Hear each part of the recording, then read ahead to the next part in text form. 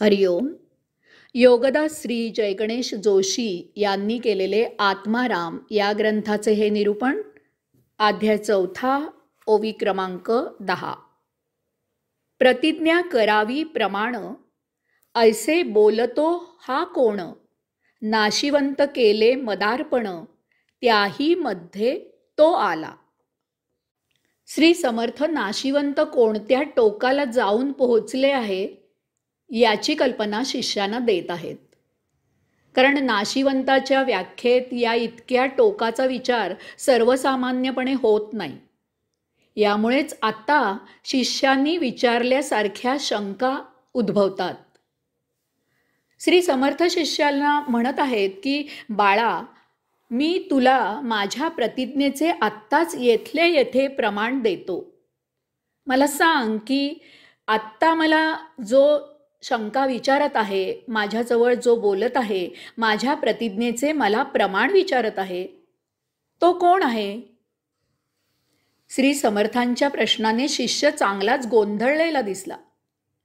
त्याला आणि आपल्यालाही श्री समर्थांच्या बोलण्याचा रोख स्पष्ट झाला नाही. शिष्यांची आणि आपली ही केविलवाणी अवस्था पाहून श्री समर्थ पुढे म्हणाले की बाळा, मला जेव्हा तू सर्व नाशिवंत त्याग करून दिलेस, त्यावेळी त्या त्याग करण्यात, ते मला देण्यात, तो आत्ता शंका विचारणारा, माझ्याजवळ आत्ता बोलणारा, मला माझ्या प्रतिज्ञेचे प्रमाण विचारणाराही त्यात आला बरे बाळा, त्यात आला बरे बाळा. हा मीपणा भौतिकाच्या भोगापवर्गतेमुळे उद्भवतो. या मीच्या मागे आपले मन, बुद्धी, स्मृती, जीव असे सर्व असतात. तथापि यात आपण स्वतः असलेले अंशात्मा मात्र सामील नसतो. यास्तव लक्षात घ्यावे की त्याग करण्यात भौतिक वस्तू जगताच्या भोगापवर्गतेत जे जे गुंतलेले आहे ते सर्व आले आणि या सर्वाचा त्याग झाला पाहिजे. मी, अहंता असे काही जराही शिल्लक असून उपयोग नाही. त्यामधून कली शिरतो आणि सन्मार्गाला लागलेला साधक केव्हाही पुन्हा भौतिकाच्या कश्चपी रुजू होतो. यास्तव श्री समर्थ शिष्याला पुढे म्हणतात की अशा प्रकारे त्याग याचा सत्य अर्थ जर तुला उमजला आणि त्याप्रमाणे जर त्याग करून जर तो तू मला अर्पण केलास, तर तुला अन्य साधना करायची आवश्यकता नाही. तू एवढ्यानेच मुक्त होशील. या योगे तुला खात्री होईल की मी माझी प्रतिज्ञा प्रमाण केली आहे आणि ती त्रिवार सत्य आहे. हा त्याग इतका अत्यंतिक टोकाचा करावा लागतो की आपले जन्मदाते माता पिता, ज्ञानदाता सद्गुरू, उपास्य देवदेवता इत्यादींचाही त्याग करावा लागतो. तेव्हाच मुक्ती शक्य होत असते.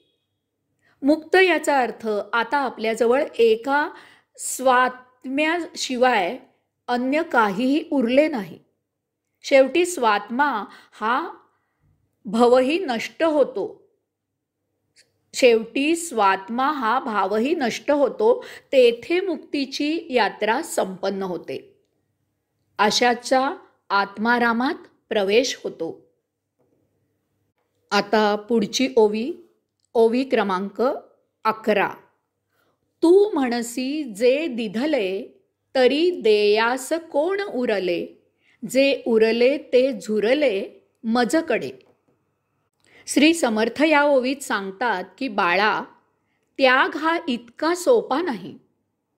तू सर्व काही दिले असे म्हणत आहेस, परंतु तो जो कोणी देणारा आहे तो अजून तेथेच रेंगाळत आहे, तो तेथेच शिल्लक आहे. याचा अर्थ तू अजूनही सर्व काही दिलेले नाही. तेथे मी, अहंता अजूनही शिल्लक आहे. म्हणून तुझ्याकडे जे उरले ते माझ्याकडे अद्यापही पोहोचलेले नाही. जर तू मी, अहंता दिलीस तर सर्व काही दिले असे सांगणाराही तेथे शिल्लक उरणार नाही. मग तेथे केवळ स्वस्वरूपता, आत्मस्वरूपता असेल. तेथेच केवळ एक चैतन्य, एक स्पंदन, एक अस्तित्व असेल, ही केवल स्थिती हीच मुक्ती आहे. हरिओम.